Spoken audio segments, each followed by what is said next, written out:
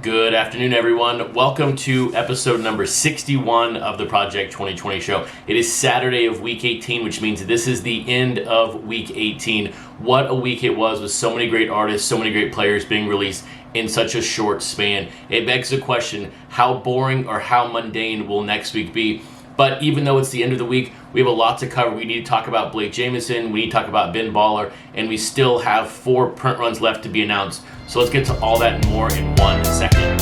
Welcome back to my channel. My name is Chris, otherwise known as @CRT_Sportscards on Twitter and Instagram. And if you want the best website for all of your Project 2020 news and stats, go to my website, CRTSportscards.com. Go to the menu, go to Project 2020, and everything you need is right there, along with complete player and artist image galleries. But hey, it's Saturday morning. What are we going to talk about? Very simply, Topps has a couple of weeks to get this fixed, or it's going to be a colossal nightmare. We are just 2.5 weeks away from card number 200, and they haven't even shipped card 100 yet. They have just 2.5 weeks left, in my opinion. We'll talk about that. But let's now dive into the Blake Jamieson and Ben Baller print runs. What did we learn about those print runs? First up is going to be the Ichiro by Blake Jamieson. Print run total just over 6.6 thousand. That was within my range. I had 6.5 to 8, but not 8.1. Had a larger gap just because of the unknowns of this set or of this card when it comes to the amount of potential cards that Blake was going to purchase for his autograph customers. If you remember from yesterday, I did say I thought this card was very solidly going to start with a 7, so it just missed sort of my sweet spot range of the 7,000 range, but good to see it still being in the range of 6.5 to 8. But a couple of key numbers stand out to me in this Ichiro card. Number one, the eBay penetration, look, 1.16, very, very low compared to what we're seeing right now. We're typically seeing 1.5, 1.6, 1.7. Heck, the cards on Tuesday were over 2%. Mike Trout was over 2%. But when you compare this to the Ricky Henderson by Ermsey, this Ichiro had half the pre-orders and only sold 10 less copies. So that's what makes projecting these print runs at times difficult, because you really have to figure out the artist, you have to figure out the demand on the secondary market and in the player itself. So it was surprising to see that card actually sold 10 less than the Ricky Henderson. I thought it would actually sell more, but 6.6, not a bad showing. The big question we're left with right now is if Blake bought 1,000, that card is now down to maybe 5.5, 5.6 thousand. If he bought, 750, we're now under 6,000.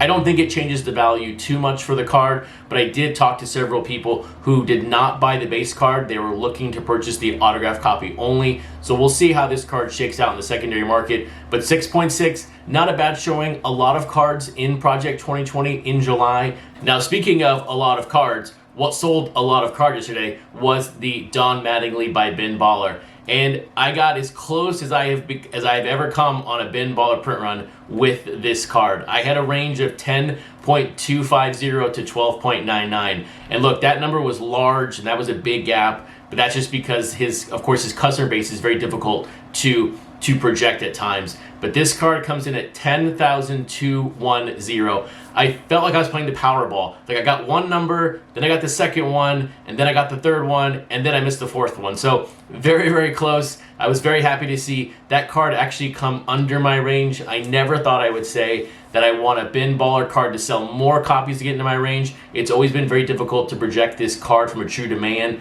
but it was good to see this card come low at 10,210. But let's not kid ourselves. 10,000 cards is a lot of product right now. When you think of the entire landscape of Project 2020, this is over the average right now. And on an eBay penetration perspective, this was 1.14%, which is his highest eBay penetration. Now, Ben Baller is thankfully through his Yankees, and so we'll see if his cards now come down to 8,000, 9,000. But just be careful, if you purchase this card to flip in the future or to invest in long term, I don't think the money's going to be there right now, because 10,000 is so many cards. We'll see how this shakes out in the future, a couple years down the road, but right now in the immediate, 10,000 cards is just a ton of product. no matter what he says or no matter what anyone says, 10,000 is just a boatload of copies. Now, before we talk about the cards that are releasing in a couple of hours, I did want to touch on a collection here from Adam Peters. This is his Blake Jamieson collection, with his centerpiece being a signed Jackie Robinson by Blake Jamieson. So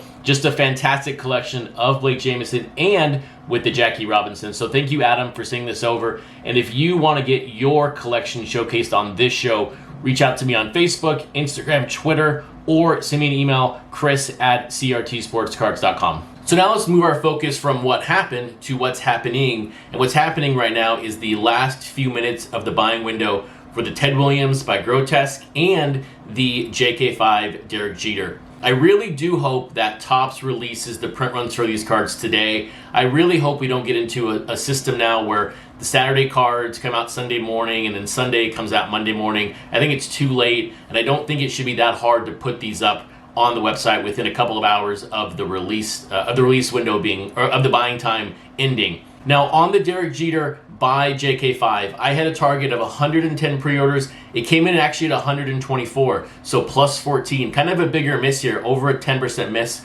which kind of surprised me, which maybe tells me that people are warming up to this card more. I don't know if that means we're going to see a drop in eBay penetration and we're going to see this number spike too high, but I still like my range, 7,000 to 8,000, but not 8.1. And this is strictly based on the fact that with FDOT, there was a giveaway, and Jeter's last card was FDOT, and he came in at 8.4.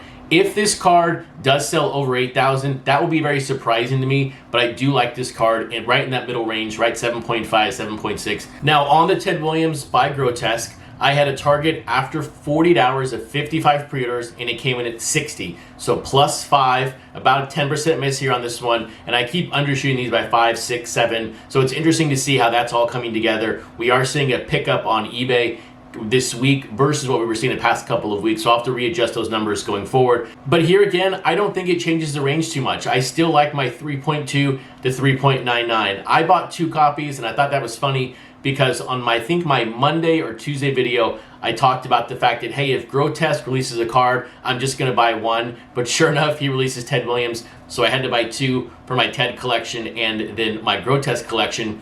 But I also had a real sort of mental journey to go through. I thought about buying 5. I thought about, well, I'll just buy 2. That's $40. But if I buy 5, that's $90. It's not that much more. It's actually double. But your mind plays tricks on you at times, and the challenge here is on these low print run cards, if we start getting through mental hurdles with more people, do we start seeing these 3.6 cards, 3.7 cards jump to 4.5, 4.6, that trek back up? But I had to really talk myself out of buying 5 and only buying 2 just because of the fact that I only need 2. We're collecting these right now. We're not investing in these. We're not flipping these big, large scale. And on these print runs, even 3.5, 4,000 are a lot of cards. So I bought 2, and I still like my range at 3.2 to 3.99. But we're going to find out. We're a couple of hours away, fingers crossed, of seeing these numbers, and hopefully they don't release tomorrow morning. But I'm curious, how many Ted Williams and how many Derek Jeters did you buy over the past couple of days? Hopefully you're liking this video so far, and if you are and you are not subscribed, please hit that subscribe button, because this channel is your best resource for all of your news and notes around Project 2020, because I deliver you a video to your inbox 6 out of the 7 days of the week. So that's the micro. Let's look at the macro now. The macro, let's look at the big picture of Topps 2020. And why I say Topps has 2.5 weeks to solve this and to give us hope for the future. And it's very simple. It's around shipping. And you know that my perspective right now, my prerogative is to get new collectors in the set and broaden our horizons. As baseball comes back, as more people are buying baseball cards again, we need more fans into this project. We need to sort of infuse some life into it over the next few weeks and the next few months, because to me, August is the most difficult time of this set. But here is the challenge.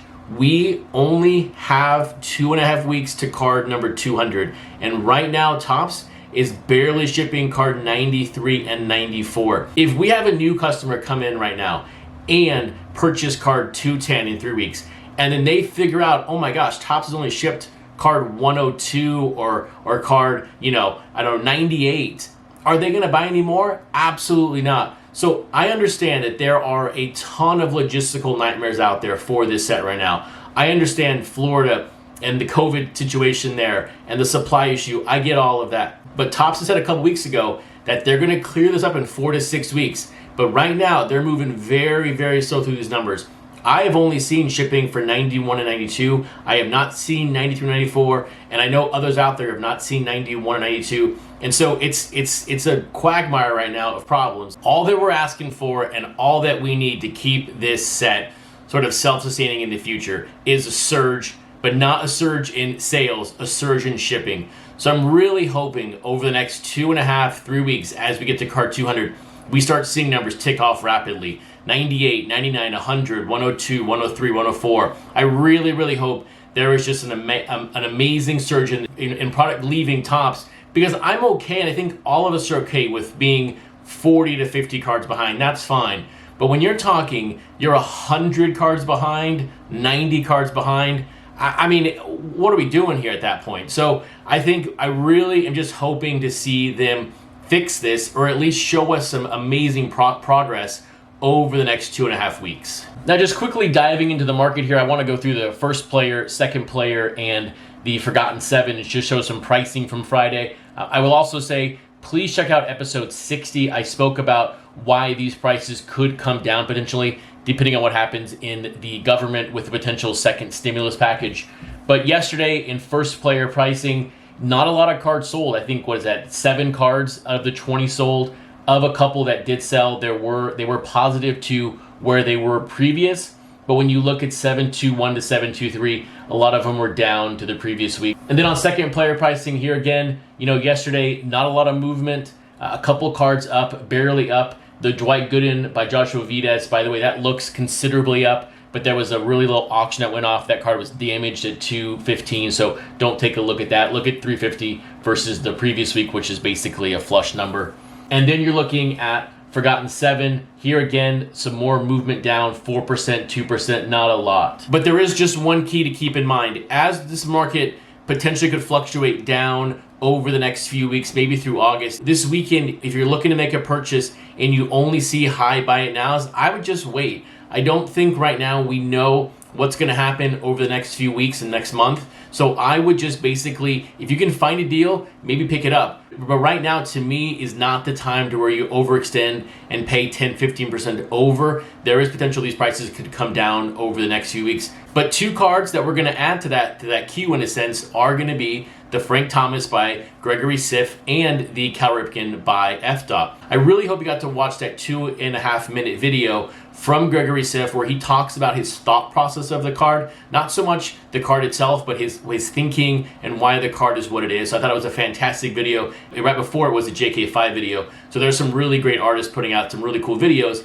about the cards themselves. So on pre-orders for these 2 cards, Cal Ripken leads the way right now at 46 pre-orders, and Frank Thomas by Gregory Siff is just at 40. Very similar numbers. I don't think they mean too much in the long term of these cards. I don't think the +6 is that big of a difference. But on a 48-hour target, I'm looking at 80 reserves for Cal Ripken and 70 for the Gregory Siff. We could see the Gregory Siff card close that gap a little bit, and maybe they do come out even at the end of the day. Maybe they both show up at 75 or 80. It's hard to say at the moment. But on a print run scale, I like both of these cards in the same exact range, 4,000 to 5,000, but not 5.1. Now I go back to the Frank Thomas by Tyson Beck a few weeks ago. That one came in at 5.1, and that felt very high. It also had over 50 pre-orders at this time after one day. So when you take a look at that card, you look at now Ripken and Frank Thomas, the new one, under that number. I do like both of these cards right in that sweet spot,